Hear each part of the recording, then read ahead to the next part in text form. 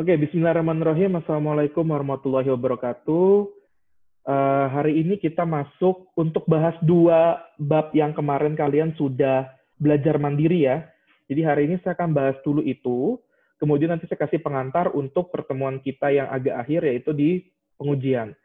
Oke, jadi selama 2 minggu kemarin, Anda itu concern di perancangan. Cuman perancangannya bukan lagi perancangan data dan arsitektur, tapi lebih ke arah perancangan desain atau perancangan interaksinya, yaitu kalau bahasa simpelnya adalah desain UI dan desain UX. Kemudian juga Anda belajar bagaimana merancang kode program yang baik, yaitu dengan mengenal dua istilah, ada coupling dan cohesion. Nah, saya akan bahas dulu dari segi yang desain interaksi dulu. Nah, ini yang waktu di awal saya bilang bahwa perancangan perangkat lunak itu tidak selalu hanya bicara desain UI dan UX. Itu memang salah satunya, tapi bukan berarti itu akan menjadi hanya fokusnya itu saja. Nah, seperti itu.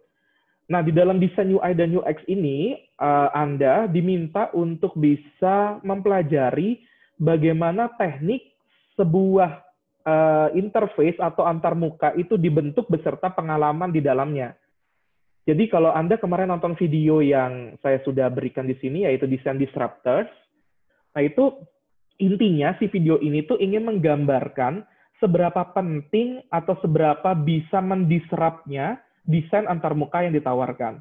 Ketika Anda membuat perangkat lunak tapi desain interaksinya entah UI ataupun UX-nya jelek, maka ya jangan harap fungsinya akan bisa dirasakan secara utuh oleh si penggunanya. Atau bahkan kadang-kadang penggunanya malah nggak mau pakai lagi.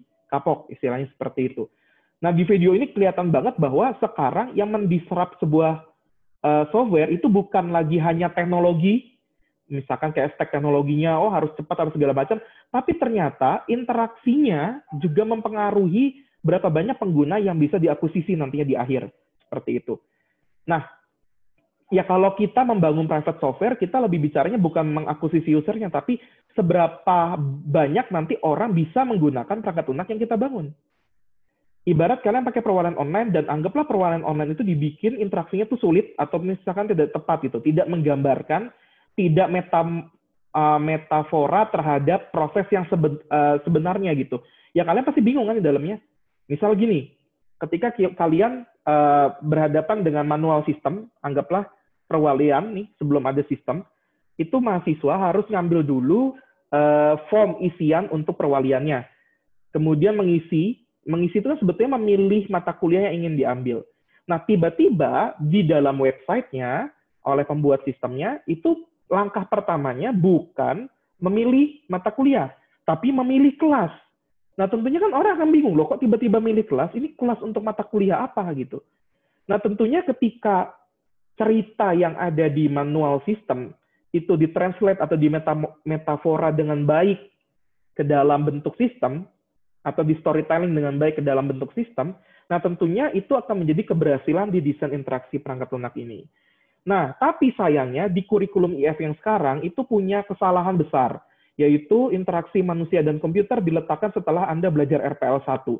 Harusnya Anda belajar dulu IMK, atau interaksi manusia dan komputer, bahasa kerennya HCI ya, Human Computer Interaction. Nanti Anda di dalamnya diajarkan bagaimana cara membentuk antarmuka dan pengalaman pengguna yang baik. Itu mulai dari awal, mulai dari kita user research dulu, kemudian juga kita menggunakan metode desain antarmuka yang baik, dan seterusnya. Nah, tapi itu akan Anda pelajari di semester depan. Nah, oleh karena itu, di semester sekarang saya nggak mau terlalu banyak dulu membahas masalah IMK-nya. Biarkan itu nanti dosen IMK yang ngajarin. Nah, tapi di sini saya sudah kasih gambaran bahwa desain interaksi dari sebuah perangkat lunak, baik UI maupun UX-nya, itu berpengaruh besar terhadap si perangkat lunaknya itu sendiri. Apa bedanya UI dan apa bedanya UX? Ya kalau bahasa saya simpelnya, UI itu apa yang kita lihat, UX itu apa yang kita rasakan. Cerita yang kita rasakan, lalu alurnya itu adalah experience. Tapi ketika kita berbicara UI itu apa yang kita lihat, apa yang kita klik, apa yang kita mouse over, dan segala macam. Nah itu adalah UI. Bahasa simpelnya seperti itu. Walaupun nanti dalam belajar IMK ya tentunya akan jauh lebih detail lagi apa bedanya UI dan UX. Nah, selain itu, saya juga meminta Anda melakukan pembelajaran mandiri terhadap suatu standar desain. Jadi kalau Anda membuat perangkat lunak, Anda nggak boleh sembarangan mendesain UI-nya. Karena sebetulnya di beberapa apa ya, perusahaan ataupun juga startup itu sudah punya standar atau rule desainnya. Nah, salah satu yang terkenal dan memang orang banyak pakai adalah material design. Kemarin saya minta Anda mempelajari tentang hal ini. Kenapa mempelajari suatu standar desain menjadi penting? Intinya gini, suatu desain dalam perangkat lunak itu harus punya keseragaman, bukan keseragaman yang pasti ya, maksudnya keseragaman yang umum gitu. Misalkan kalau Anda melihat aplikasi Android sekarang antara aplikasi A dengan aplikasi B itu kan kayak semacam punya keseragaman atau kemiripan dari segi desain UI dan UX-nya. Nah, itu sebetulnya diatur tergantung dia mau ikut rule desain yang mana. Nah, ibaratnya kalau Android itu banyaknya kita pakai material design. Material design pun sebetulnya universal language, tidak hanya untuk Android, tapi bisa juga untuk website yang Anda bangun nantinya. Nah, sebetulnya di dalam material design itu apa sih yang ingin dijelaskan oleh si Google ini di material design? Ya ini adalah beberapa standar, misalkan kayak kalian pilih typography. Typography itu kita harus pakai fontnya apa ya, ukurannya berapa, itu Anda tinggal lihat aja di sini. Dan ada aturannya, misalkan heading 1 atau headline 1 itu kayak gimana, besarnya seberapa, itu ada aturannya. Kalian nggak bisa sembarangan tiba-tiba bikin heading ukurannya 120 fontnya. Itu kan jadi nggak make sense. Nanti kalian, apa ya istilahnya, ya walaupun bisa-bisa aja secara programmingnya bisa, kan namanya juga programnya tinggal kita masukin perintah asalkan benar, ya jalan gitu.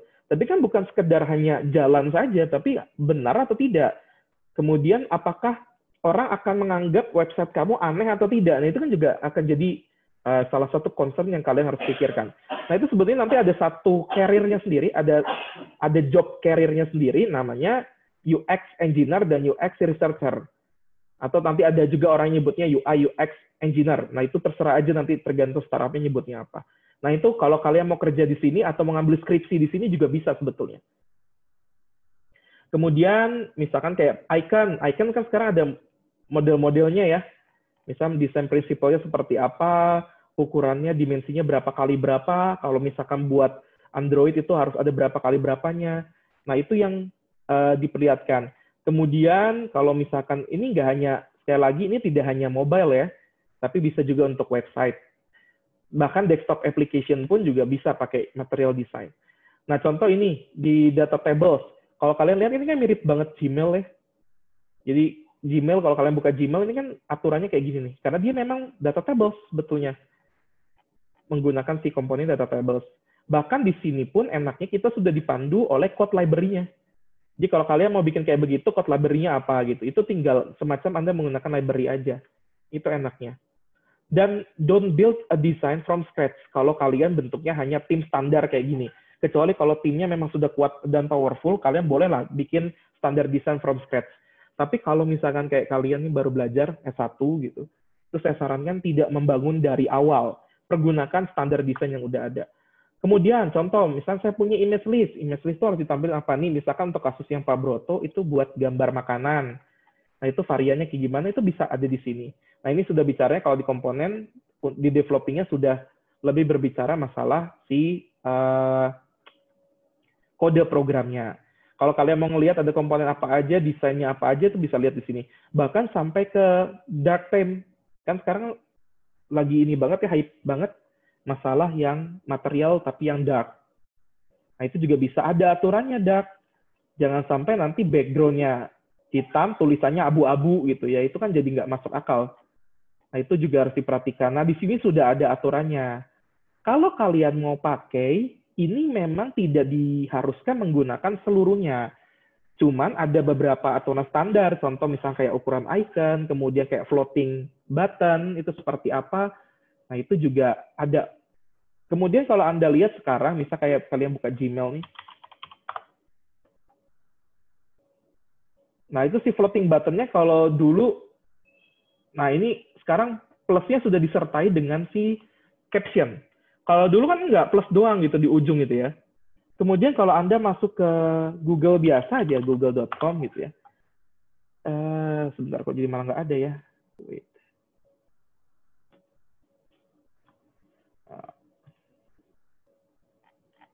Misalkan seperti ini, oh nggak ada di sini, tadi adanya di sebelah sana. Nah, contoh kayak text box nih. Kalau Anda lihat kan ketika kita mouse over si text box-nya, ini kayak macam ada jarak antara dasar dengan si komponennya. Nah, itu namanya disebut elevasi. Nah, itu aturan elevasinya ada. Jadi kalau misalnya saya scrolling, ini kayak saya scrolling sekarang nih, kontennya kan panjang ke bawah. Nah, ini harus headbar-nya seperti apa, kemudian kontennya nanti kayak masuk ke dalam si headbar-nya ini. Nah, itu ada aturannya, mana yang harus di atas, mana yang harus di bawah, itu diatur sebetulnya di material design. Nah, karena pada RPL kali ini saya tidak meminta Anda untuk ngoding, jadi deliverable akhirnya adalah cukup ke prototype dari digital prototype dari si aplikasi Pak Brotonya. Tidak perlu ngoding kan, saya tahu lah ini agak sulit, cuman hati-hati ya, kalian tetap harus belajar otodidak juga untuk ngodingnya, supaya kalian bisa ngerasain gimana caranya menerapkan material design di segi codingnya. Saran saya sih bisa native prototyping lebih bagus seperti itu. Nah, cuman saya tahulah ini agak sedikit sulit, jadi nanti tugas akhirnya saya potong sampai hanya menghasilkan desain. Jadi logika prosesnya mungkin saya tunda lah. Di RPL 2 aja nanti. Seperti itu. Kemudian untuk color pun juga ada, ngasih warna, gradientnya seperti apa, turunnya itu heksanya berapa, sudah ada aturannya di sini. Kemudian juga hierarkikal itu berarti apa ya, kayak macam tingkatannya, itu seperti apa, ini ada warna-warnanya dan seterusnya. Kalau Anda warna primary-nya seperti ini, maka secondary-nya seperti apa, itu sudah ada tools-nya.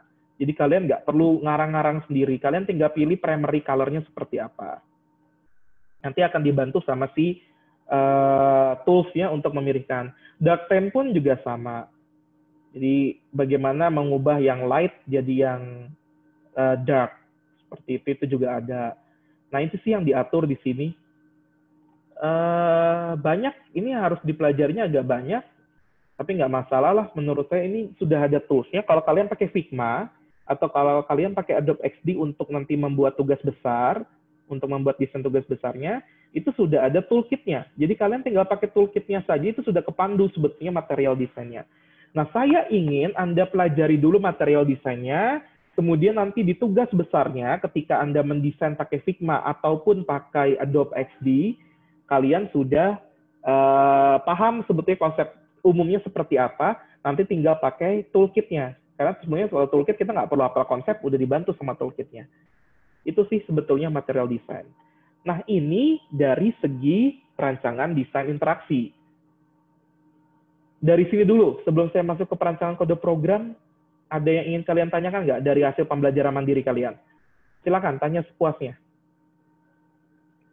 Sembari saya buka juga yang ini.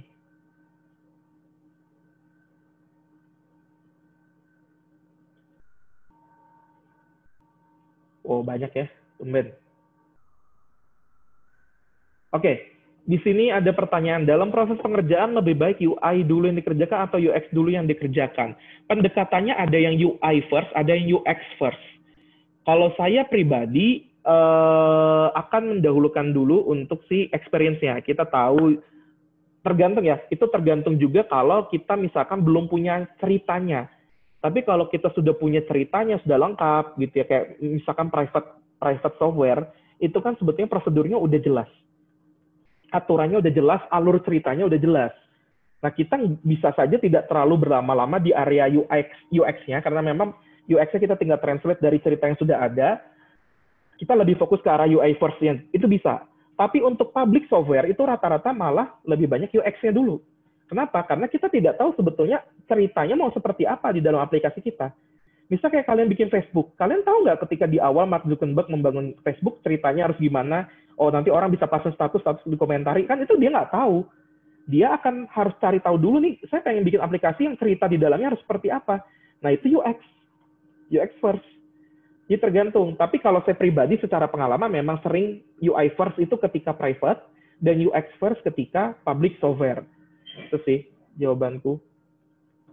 Tapi tidak menutup kemungkinan ya, bisa dilakukan berkebalikan dibanding yang pengalaman saya. Jadi bebas sebetulnya. Yang penting kalian bisa pilih mana yang lebih efisien dan optimal. Oke, kemudian hal apa yang paling riskan terjadi kesalahan pada saat perancangan interaksi? Saya pernah menulis sebuah artikel di medium.rg kalau nggak salah ya. Medium.com. Kalian harus baca ini deh. Saya nulis sebuah tulisan yang sangat menarik di sini. Nggak tahu sih menarik atau enggak kan kalian yang nilai ya. Ya tapi menurut aku ini cocok untuk dibaca ketika kalian pengen memperdalam perihal UI dan UX. Saya kasih ininya aja. Bentar. Publish. Curse of Knowledge di UI dan UX Design. Ini mangga kalian baca. Saya kasih linknya. Ini kesalahan umumnya. Salah satu kesalahan umum yang paling fatal yang sangat bisa terjadi ketika kalian membangun desain UI dan UX. Wait, setnya mana ya? Nah. Sok, mangga dibaca. Simpen dulu aja linknya, nanti dibacanya habis saya ngajar. Yang mau nanya via chat juga boleh ya, saya aktifkan chatnya soalnya. Apa yang menjadi ukuran bahwa rancangan desain UI dan UX yang kita buat bisa dikatakan berhasil? Ketika kalian mendesain UI dan UX itu sebetulnya kalian menentukan ukuran keberhasilannya sendiri. Tergantung kamu mau menyatakan desainmu berhasil dari segi seberapa banyak user yang senang, seberapa banyak user yang berhasil menjalankan task, atau seberapa banyak user yang menginstal aplikasimu setelah desainnya diperbaiki. Itu tergantung kalian sebetulnya ukuran keberhasilannya. Nah, makanya kalau kita nanti belajar mendesain perangkat lunak, itu ada pendekatan namanya desain sprint. Kalian bisa cari-cari desain sprint. Nah, ini bukunya karangan Jack Knapp. Kalian mangga saja coba cari di situ. Salah satunya, ukurannya, itu kita harus kita yang menentukan. Measurement of successfulness from UI dan UX-nya. Itu bisa ditentukan oleh kita sendiri. Jadi kalian bisa lihat di situ. Bahkan di pendekatan yang lain pun tidak harus desain sprint. Ukuran menyatakan bahwa UI dan UX kita berhasil itu, ya ada banyak gitu. Nah, salah satu yang paling terkenalnya adalah usability index. Jadi seberapa bisa user menyelesaikan pekerjaan dari UI dan UX yang kita buat. Misalkan kalau perwalian online, berarti si developernya akan mencoba ke usernya, yaitu kalian, misalnya mahasiswa nih, kan usernya ada banyak ya, anggaplah mahasiswa dulu, kita sampling beberapa untuk bisa melakukan perwalian dari sisi mahasiswanya. Kalau itu berhasil, maka bisa kita katakan UI dan UX-nya berhasil. Seperti itu. Nah, itu pun juga bisa kalian baca untuk usability index-nya. Ada banyak kata kunci ya sebetulnya yang nanti harusnya itu belajar INK dulu. Nah, itu makanya kenapa saya bilang ini kurikulum salah sebetulnya. Nah, berikutnya pertanyaan berikutnya, apakah saat perancang aplikasi kita boleh melakukan penggambaran aplikasi secara individu, misal di kertas atau sticky note, lalu menyatukan menjadi satu dan menyeleksinya apa nama metode tersebut? Melakukan penggambaran aplikasi secara individu. Oh, ini kamu kayaknya ngelihat desain sprint deh. Di video yang desain disruptor itu juga ada potongannya kan? Potongan video tentang desain sprint di aplikasi apa sih, saya agak lupa di situ. Ada lah di desain disruptor. Iya, itu desain sprint namanya. Tapi tidak selalu desain sprint saja yang pakai sticky note. Itu juga harus hati-hati. Karena Scrum pun juga kan pakai sticky note juga. Mengapa proses perancangan UX sangat penting? UX itu apa yang bakal dirasain. Jadi kalau apa yang bakal dirasainnya salah, ya salah gitu loh. Apa yang harus dilakukan oleh si penggunanya, alurnya, kalau itu salah, ya salah. Kayak tadi saya bilang, perwalian. Tiba-tiba dimasukin pertama kali, bukannya milih mata kuliah, tapi kalian tiba-tiba disuruh milih kelas gitu loh. Kan aneh. Loh, saya belum milih mata kuliahnya, kok tiba-tiba milih kelas? Kan harusnya alurnya milih mata kuliah, lalu kemudian mata kuliah yang diambil sesuai paket, nggak perlu pilih kelas, karena kelasnya otomatis dipilihkan oleh sistemnya, tergantung Anda kelasnya kelas berapa. Tapi ketika mata kuliah diambil tidak sesuai paket, maka Anda harus pilih kelas. Nah, kalau itu tidak ditranslate dengan baik, misalnya tiba-tiba, yang simpel aja ya, nggak usah jauh-jauh. Misalnya tiba-tiba Anda tetap harus pilih kelas. Mau sesuai paket, mau tidak sesuai paket, Anda harus pilih kelas semuanya, mata kuliahnya. ada banyak kemungkinan mahasiswa tidak akan pilih kelas untuk mata kuliah yang sesuai paket. Karena dia mikirnya, ya ngapain gue milih kelas? Wong gue udah ngambil mata kuliah sesuai paket. Nah, itu kan kesalahan seperti itu memang kelihatannya simpel, tapi ketika secara administratif, Anda nggak milih kelas, berarti Anda nggak terdaftar di daftar hadirnya. Otomatis Anda nggak akan bisa dapat nilai dari mata kuliah tersebut. Padahal sudah bayar, sudah milih mata kuliahnya, dan seterusnya. Jadi gimana? Kalau salah UX-nya, ngaruh nggak? Ya ngaruh, jelas. Kalau UI itu udah jelas ya, UI itu yang banget kelihatan. Misalkan tiba-tiba tombol ini saya klik, dan ketika saya klik malah pindah kemana. Ya itu mah, itu ngaconya memang dari segi UI-nya. Tapi misalnya saya klik ini tombol, dan ternyata ini bukan tombol gitu, tapi kayak macam floating ini aja, floating section aja gitu. Floating card gitu ya. Itu kan juga nggak benar gitu. Karena orang ngertinya kalau misalkan itu tombol ya harus bisa ditekan seperti itu. Itu mah UI. Itu kelihatan banget nanti salahnya. Apa contoh kesalahan fatal dalam perancangan UI dan UX? Oh, kamu cari itu ada banyak di Google. Nampaknya saya nggak perlu kasih contoh lagi ya. Jadi kan juga contoh sederhananya perwalian itu juga sudah menggambarkan.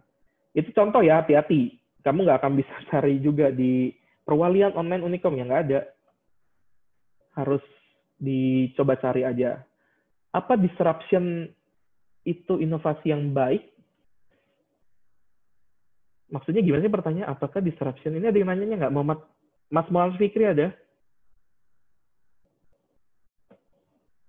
Maksud pertanyaannya apa? Apakah disruption itu inovasi yang baik? Mengapa? Kalau saya bilang disrupsi, ini mungkin inovasi ya. Inovasi yang bisa mendisrupt itu baik atau enggak gitu ya. Mungkin pertanyaan begitu ya.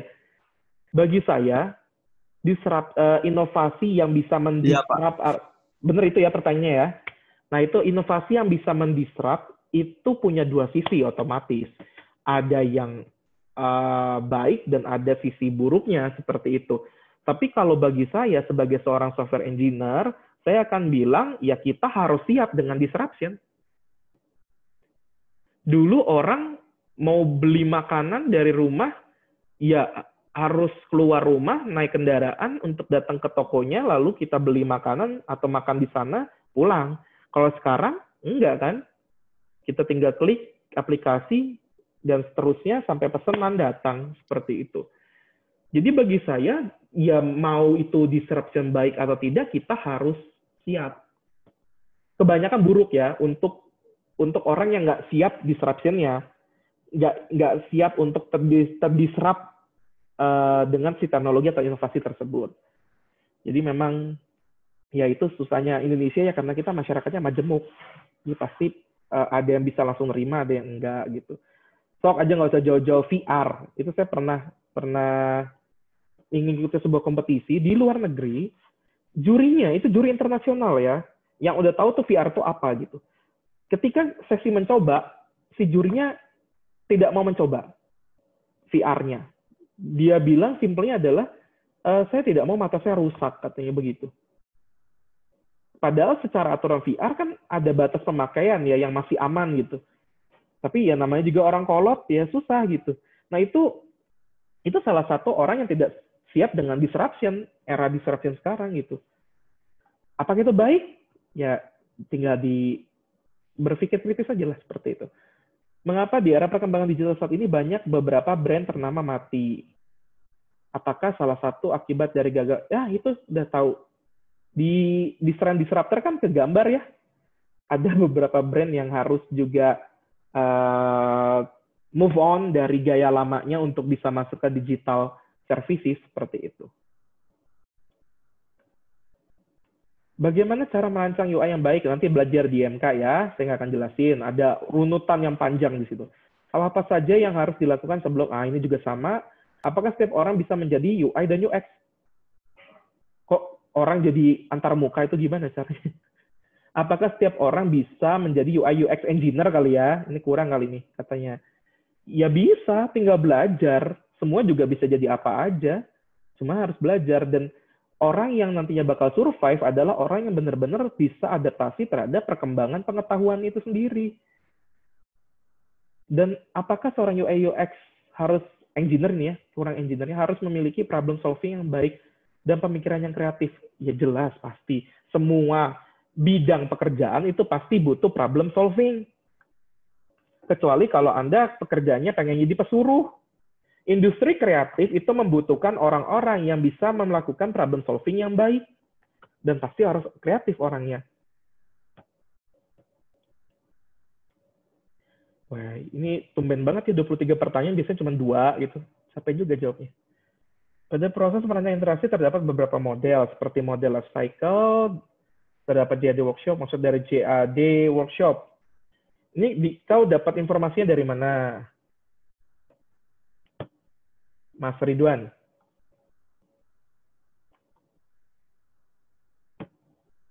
Gak ada?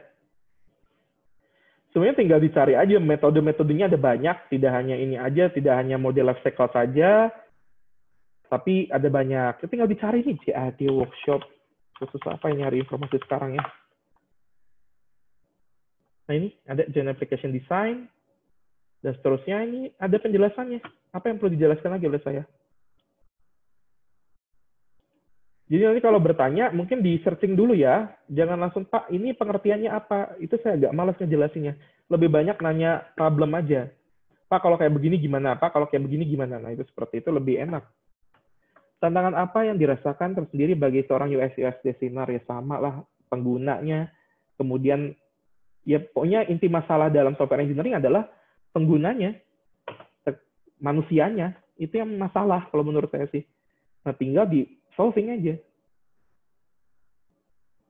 Ketika user kesusahan menggunakan sebuah aplikasi, pada masalah ini UI dan UX designer yang salah, atau user, oke. Bisa dua-duanya, Mas. Ada yang memang kesulitan adaptasi, ada yang memang sudah dibikin sesimpel apapun, juga nggak bisa pakainya. Ada yang memang rumit sih desain aplikasinya. Jadi bisa banyak hal, dan kamu untuk bisa membuktikan itu usability testing dulu gitu. Dengan sampling yang random sampling tapi masih berstrata, bersegmen. Jadi randomnya nggak benar-benar random, tapi dibikin ada strata atau segmennya kan, ada teknik sampling seperti itu. Nanti karena belajar dia sebetulnya di IMK, ini saya agak khawatir ngejelasinnya, karena kalau saya jelasin itu bisa jadi 1 semester sendiri. Intinya begitu. Kita nggak bisa langsung nyalahin desainnya, kita nggak bisa langsung nyalain usernya. Tapi sebagai seorang engineer, lebih baik kita menyalahkan buatan kitanya. Sehingga kita bisa membuat si aplikasinya menjadi lebih baik. Menyalahkan user itu bukanlah hal yang bijak bagi seorang engineer. Karena kayak nyalahin masalah. Kenapa sih masalah ini kejadian gitu? Bukan nyari ini solusinya gimana. Jadi saya selalu percaya itu. Kalau misalkan ada aplikasi yang kami bangun bersama di lab ataupun juga di direktorat dan itu ternyata susah digunakan, maka kalau saya pribadi lebih senang menganggap bahwa apa yang kita bangun itu masih salah. Maka marilah kita perbaiki. Salah di sini kan bisa di persen, berapa persen kesalahannya gitu. Kalau saya lebih senang pribadinya memandang seperti itu. Kalau ada yang lebih senang nyalain usernya, ya mangga aja gitu. Tapi kan jadi nggak kesolusikan gitu. Walaupun, sekali lagi, terkadang memang ada user yang masih zero experience dengan cara pemakaian aplikasi di suatu platform. Misalnya kayak ibu bapak kalian lah, pertama kali pakai smartphone gimana? Untuk mau WA aja itu kan nanya ke kalian dulu pasti. Atau misal, Mas mau buka Facebook gimana caranya? Nah itu kan mesti nanya gitu. Nah itu memang ada waktu, ada learning rate yang dibutuhkan untuk orang beradaptasi dengan platformnya dulu. Nah, itu juga bisa jadi memperlambat untuk pemahaman pengguna aplikasi. Nah, itu kan juga harus dicari dengan baik dulu di situ. Sepenting apakah? Wah, itu mah udah nggak usah saya jawab di video Design Disruptor, udah kejawab ya Mas Fadli. Penting nggak UI dan UX gitu. Nah, mangga dilihat sekali lagi kalau belum paham isi videonya apa. Kenapa desainer perlu memahami tentang bisnis juga? Bisnisnya bisnis apa nih? Proses bisnis atau bisnis uang? Mas Dikri ada?